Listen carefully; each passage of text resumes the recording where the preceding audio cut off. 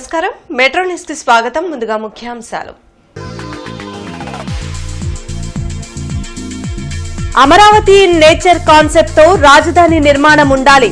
అధికారులకు సీఎం చంద్రబాబు సూచన.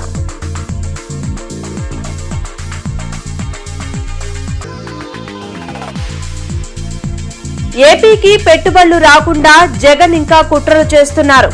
Singapore tour grand success అన్న మంత్రి లోకేష్.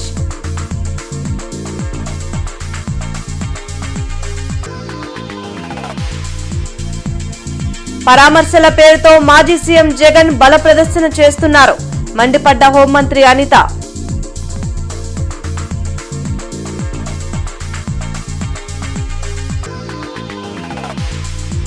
ప్రకాశం బ్యారేజ్ కు కొనసాగుతున్న వరద ఉధృతి. లోతట్టు ప్రాంత ప్రజలు అప్రమత్తంగా ఉండాలని అధికారుల హెచ్చరిక.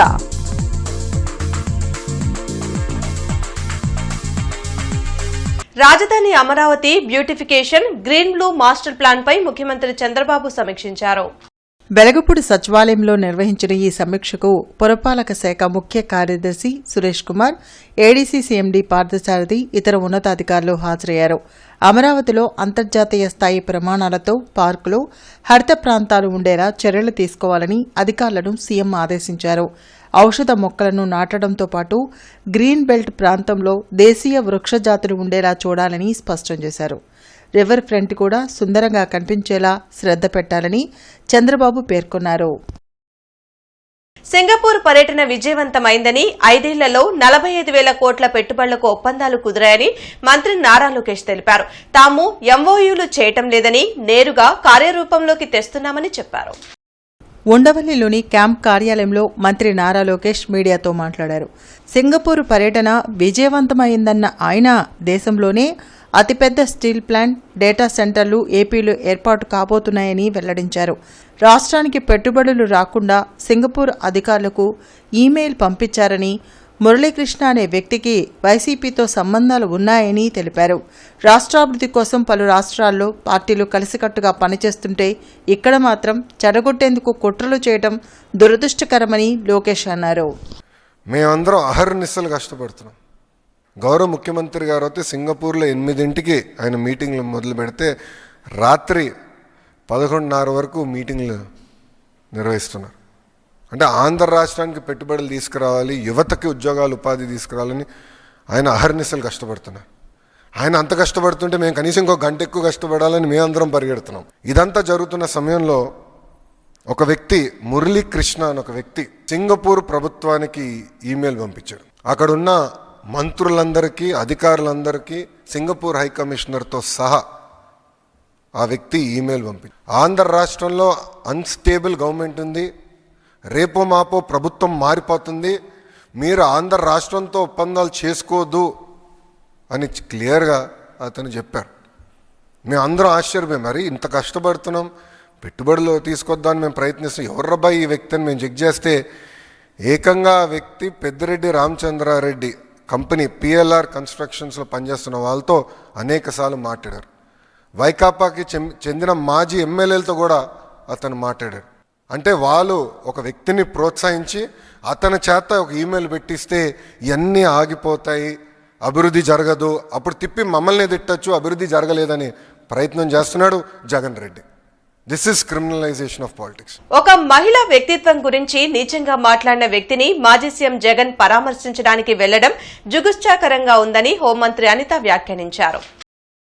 వెలగపూడి సచివాలయంలో హోంమంత్రి అనిత మీడియాతో మాట్లాడారు. ఎవరిని జగన్ వెళ్లి పరామర్శలు చేస్తున్నారో ప్రజలు గమనించాలని సూచించారు. మాజీ సీఎం జగన్ చేస్తున్నది పరామర్శలా లేక బల ప్రదర్శన అనేది స్పష్టంగా చెప్పాలని కోరారు. పోలీసులను కించపరిచేలా జగన్ వ్యాఖ్యలు చేయడం కరెక్ట్ కాదని అనిత అన్నారు. మా పట్టాభి గారు ఒక మాట మాట్లాడితే ఏదో మీకు కోపం వచ్చింది, మీ కార్యకర్తలకి బీపీలు వచ్చినాయి అని చెప్పి సాక్షాత్తు మా తాలూకా పార్టీ ఆఫీసుల మీద దాడి చేసే పరిస్థితి మీరు అందరికీ తెలుసు. ఆ రోజు కేసులు పెడితే కనీసం కేసులు తీసుకోవడానికి కూడా ఒక పోలీసు కూడా ముందుకు రాలే. ఈరోజు మా పరిస్థితి అది కాదు. ఈరోజు ప్రసన్న కుమార్ రెడ్డి గారి ఇంటి మీదకి దాడి చేసిన వాళ్ళందరి మీద కూడా కేసులు పెట్టాం. వాళ్ళు ఎవరెవరి మీద అయితే కేసులు పెట్టారో వాళ్ళందరి మీద కూడా మేము కేసులు పెట్టాం. ఈరోజు వాళ్ళందరికీ నోటీసులు ఇష్యూ చేశాం. వాళ్ళందరూ కూడా ఎంక్వైరీకి వస్తున్నారు.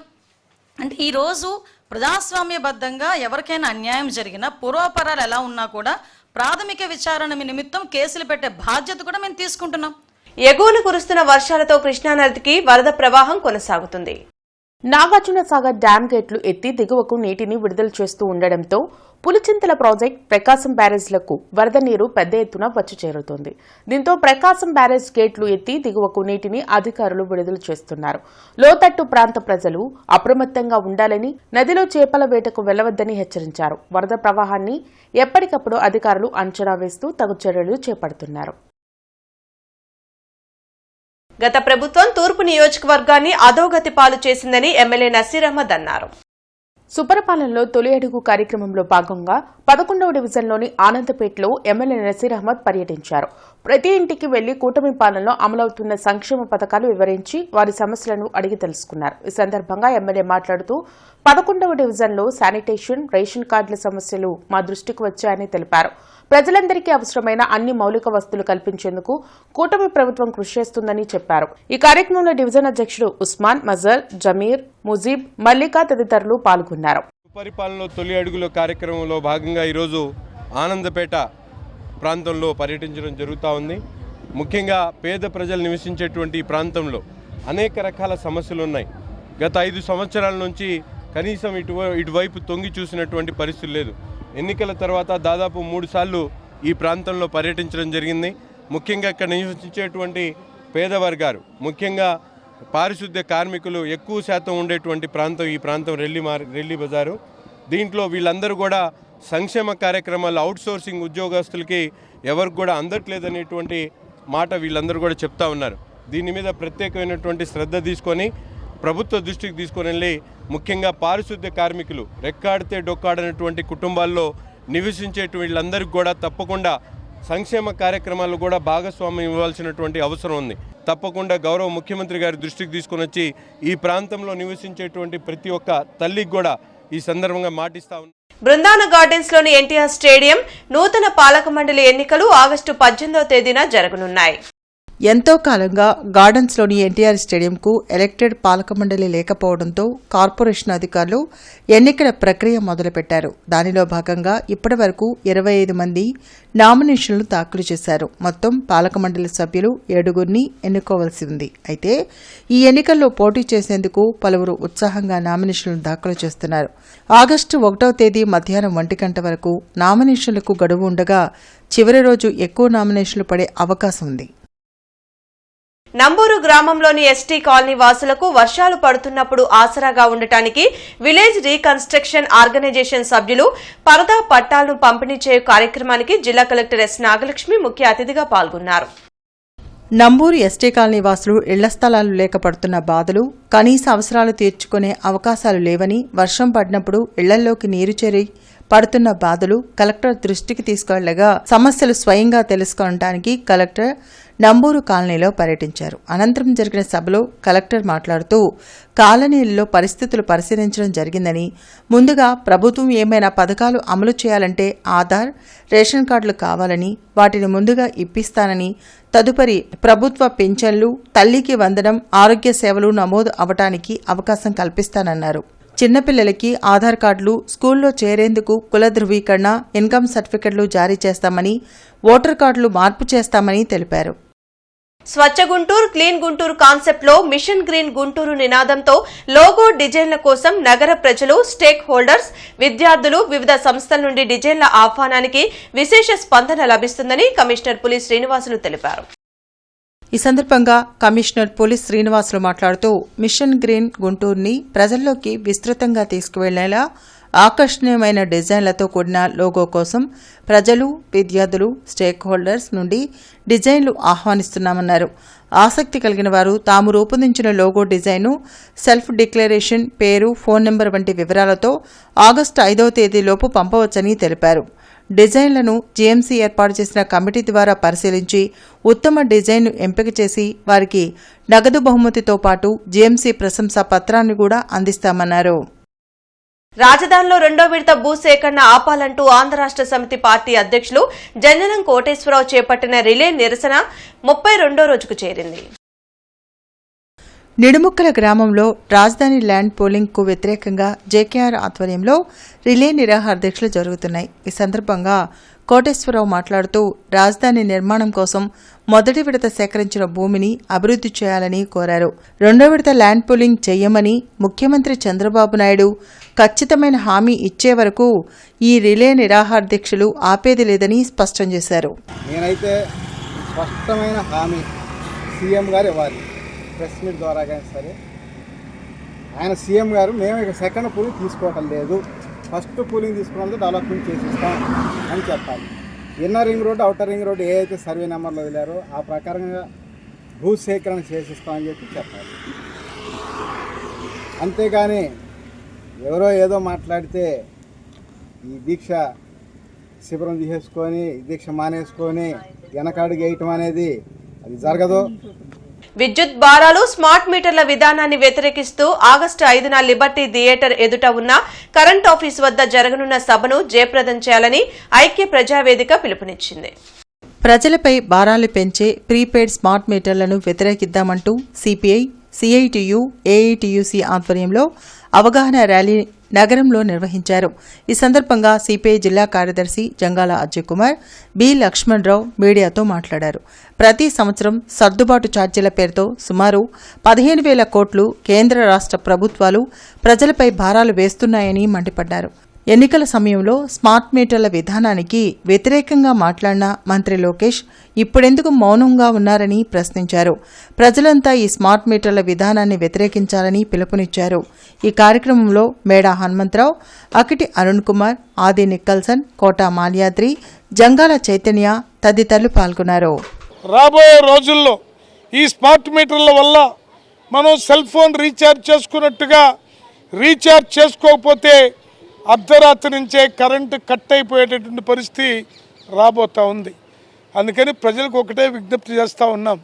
తెలుగుదేశానికి ఓటేసిన వాళ్ళైనా, వైసీపీకి ఓటేసిన వాళ్ళైనా, సిపిఐకి ఓటేసిన వాళ్ళైనా, సిపిఎంకి ఓటేసిన వాళ్ళు ఎవరైనా రాజకీయాల్లో ఎవరు ఏ పార్టీ వైపు ఉన్నా కానీ ఇక్కడ ప్రస్తుతం మనపై విద్యుత్ భారాలు మోపుతున్నటువంటి ప్రభుత్వ దమన నీతిని మనం ఎండగట్టాలి. గతంలో ఏదైతే ప్రతిపక్షంలో ఉన్నప్పుడు నారా లోకేష్ గారు స్మార్ట్ మీటర్లు బిగిస్తే పగలగొట్టనని చెప్పినటువంటి ఆయన ఇప్పుడు అధికారంలోకి వచ్చిన తర్వాత అదే స్మార్ట్ మీటర్లని త్వరగా బిగించాలని చెప్పేసి అనే పద్ధతిలో వ్యవహరిస్తూ ఉన్నారు.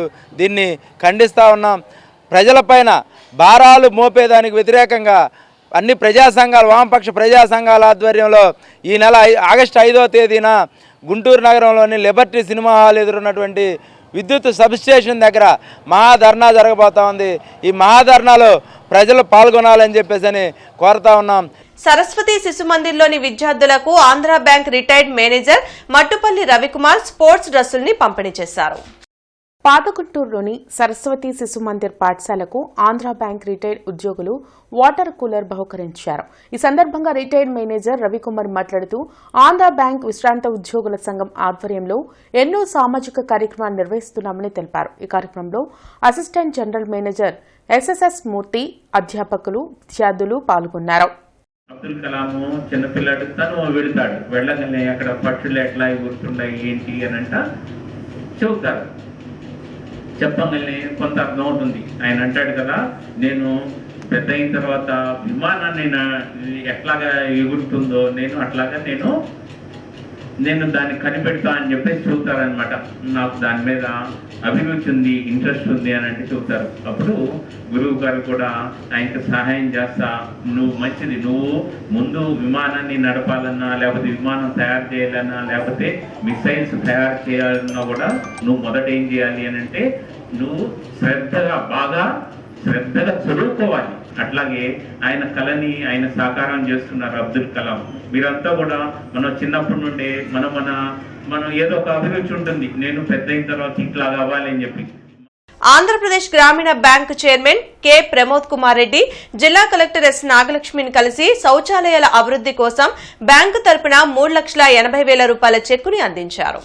గుంటూరు కలెక్టరేట్ కార్యాలయంలో పనిచేసే సిబ్బందికి మరియు ప్రజలకు మెరుగైన సౌకర్యాలు కల్పించేందుకు ఆంధ్రప్రదేశ్ గ్రామీణ బ్యాంక్ శౌచాలయాల అభివృద్ధి కోసం సహాయం అందించింది. ఈ సదుపాయం దాదాపు 450 మంది ఉద్యోగులు మరియు 150 మంది ప్రజలు ఉపయోగించుకోగలరని తెలిపారు. బులెటిన్ ముగించే ముందు ముఖ్యాంశాలు మరోసారి. అమరావతి నేచర్ కాన్సెప్ట్ తో రాజధాని నిర్మాణం ఉండాలి. అధికారులకు సీఎం చంద్రబాబు సూచన.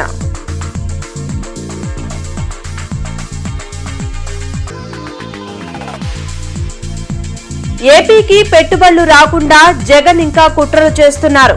సింగపూర్ టూర్ గ్రాండ్ సక్సెస్ అన్న మంత్రి లోకేష్.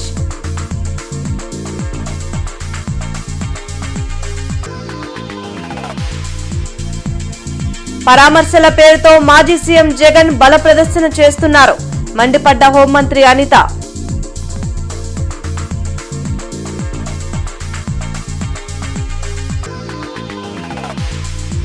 ప్రకాశం బ్యారేజ్ కు కొనసాగుతున్న వరద ఉధృతి.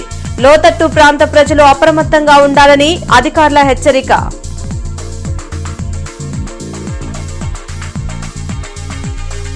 ఈ వార్తలు ఇంతటితో సమాప్తం. నమస్కారం.